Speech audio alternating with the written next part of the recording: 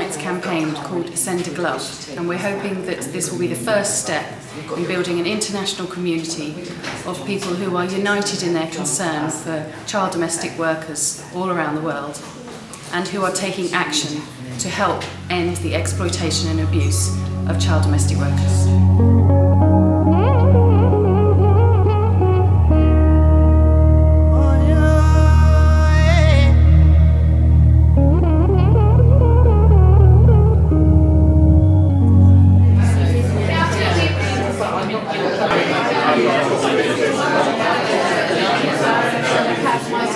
It was Tuesday the 20th of March in central London.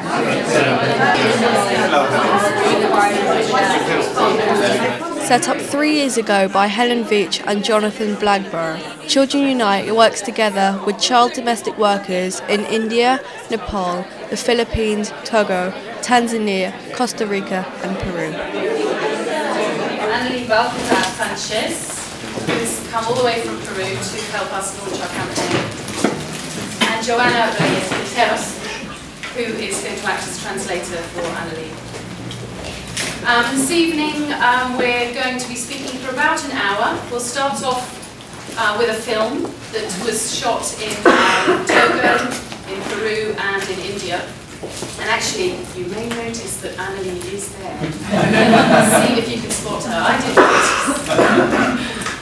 And then after the film, which is about 10 minutes long, we will then be hearing from Annalie, and I'm going to interview her.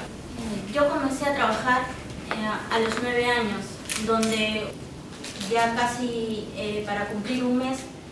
Annalie is from La Casa de Panchita, our partner in Peru. She was a child domestic worker since she was 9, when she had to do childcare, preparing meals and cleaning the house every day. These experiences were so sad even just to remember that Annalie's tears flowed when she spoke about them in front of the audience. Well, I'll say my little bit of Spanish, muchísimas gracias for that. I've got to know Annalie a little bit over the last couple of days. She's here until Sunday, and this is her first speaking engagement. So I just want to say that she's lovely.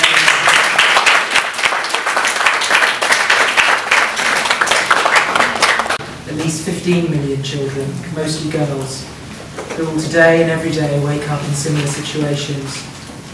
Despite their huge numbers, these are the world's invisible and forgotten children. Involves long hours. It can be hazardous, and it often stops them from going to school, as we've heard Annalie. And this is reason enough to take action. Having worked on the issue of child domestic labour for 18 years, Jonathan Blagborough explained that child domestic workers are trapped between their belief that they will be looked after by their employer and the employers who believe they are helping these children and their family. All over the world, research has shown how child domestic work directly impedes the child's right to an education. Most of these children attach great importance to becoming educated, and in some cases consider that being a child domestic worker is actually a way of continuing their studies. In reality, their situation is more often than not a serious obstacle to studying. So while it is true that child domestic workers are not all slaves, they are very vulnerable to exploitation and abuse of various kinds, and there is no question that many are either too young or in such harmful situations that they must be removed from them. For many others who are legally entitled to work, usually from 14 or 15 years of age, and who want to, we should be looking for ways of reducing their vulnerability and making their situation safer. Domestic workers to support each other and to fight collectively for their rights, as you see in this picture in Togo. Domestic work is work. Domestic workers are workers. In an accompanying recommendation, states are also recommended to provide special protection for adolescents who are entitled to work by strictly limiting their working hours and banning night work, as well as carefully controlling and monitoring their conditions. But here's the rub. We need governments to ratify this standard.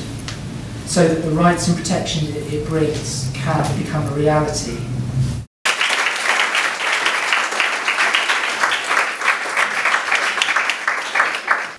And what fires me up about the stories I hear from child domestic workers is their invisibility. Being treated like a nobody, being ignored. So this is the simple reason why Jonathan and I decided to set up Children Unite. And I have to say, Children Unite is just Jonathan and I at the moment, as well as our trustees. We may be small, but we are very focused.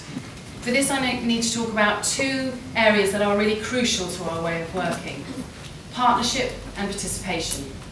We're currently leading a research project with our partners in Nepal that involves two former child domestic workers as researchers. And they're looking at the resilience of children who've been sexually abused by their employers.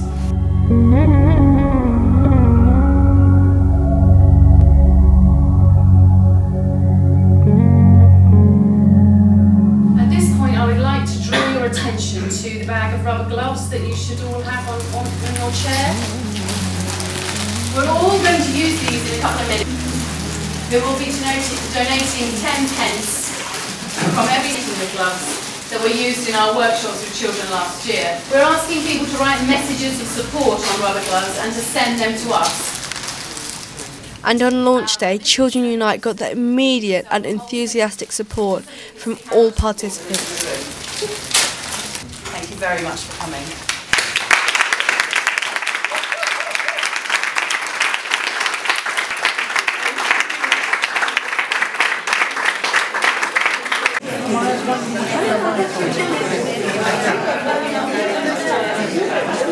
Children Unite launched its Send Your Glove campaign, connecting the protection provided by a new international convention on domestic work with the same protection that rubber gloves give our hands when we're doing domestic chores. You're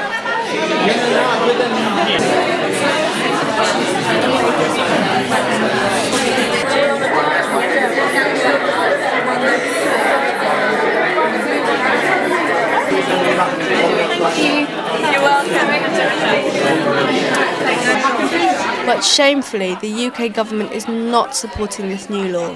So Children Unite is asking people to write messages of support on rubber gloves and postcards and send them to the government.